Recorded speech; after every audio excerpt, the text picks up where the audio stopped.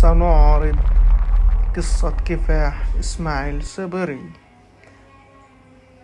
قصة كفاح ملهمة انتهت بالوصول إلى أحد أكبر الأندية بالعالم، وهو نادي بايرن ميونخ. في هذا الفيديو نستعرض رحلة إسماعيل صبري كاملة.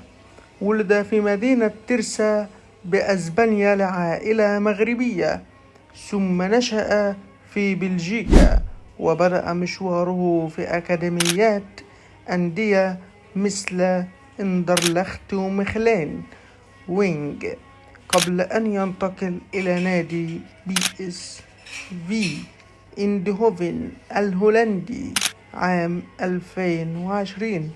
تألق مع فريق الشباب، ثم فرض نفسه مع الفريق الأول، ثم حقق عدة بطولات للدوري الهولندي، وأصبح من أبرز نجوم الفريق بفضل أهدافه وصناعته للفرص.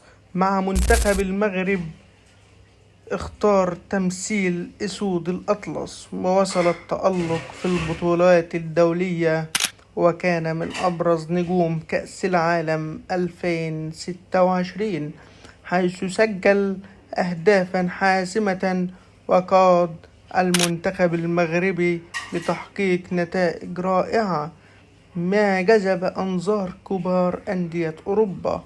واليوم أعلن نادي بايرن ميونخ رسميا التعاقد مع إسماعيل صبري بعقد طويل الأمد في صفقة تقدر بنحو 55 مليون يورو، لينتقل إلى بطل ألمانيا بعد نهاية مشاركته مع المغرب في كأس العالم.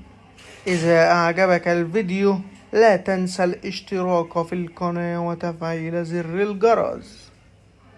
كان معكم محمود كوتشيكو.